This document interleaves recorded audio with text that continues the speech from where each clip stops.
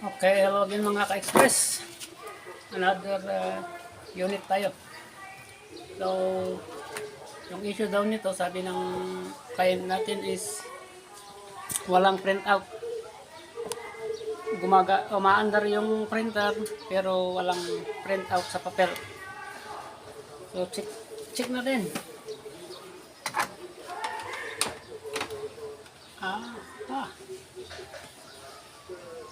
So, kaya wala siyang printout kasi wala naman ng ink sa hose. Ibig sabihin, hindi nagkakarga ng ink yung mga cartridge natin. Tingnan nyo, walang laman ng ink yung hose natin. Kaya, siyempre, wala siyang ipiprint kasi wala ng ink dito. So, ano natin i-resolve yan? Okay, para masolve natin yan, kailangan natin ng mga currents. Kailangan natin ng mga to. Higop tayo ng ink sa mga tangke nito. Unahin natin yung dito sa black. So, nakababa ito para nakapasok yung ink dito.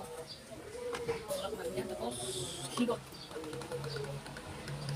Ayan, kapag mayroon ng ink sa hose, itaas natin yan para mag-lock at hindi magbabaklo yung ink dito.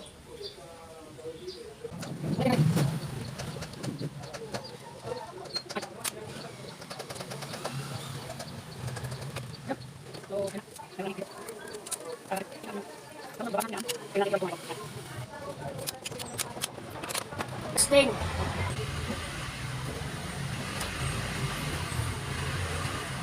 Walang black. Ay, wala siyang print na black. So, something wrong sa cartridge na black.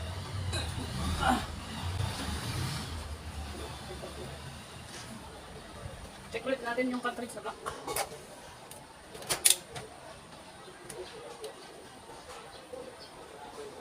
Walang lumalabas.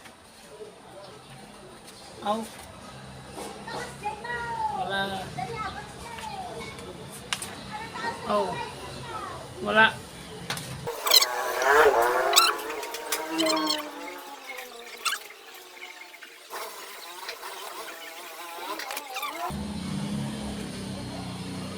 So, ayan na. Meron na.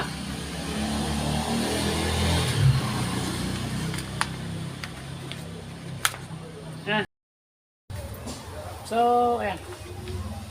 Okay na. Meron ng black. Meron nga lang konting defect sa yellow pero okay lang yan. Okay na rin yan.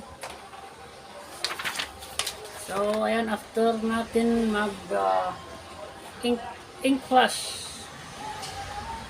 So, ayan. Okay na siya. Ibang video na lang natin ipapakita yung paano mag ink flush dito. Okay. Sige. Thank you.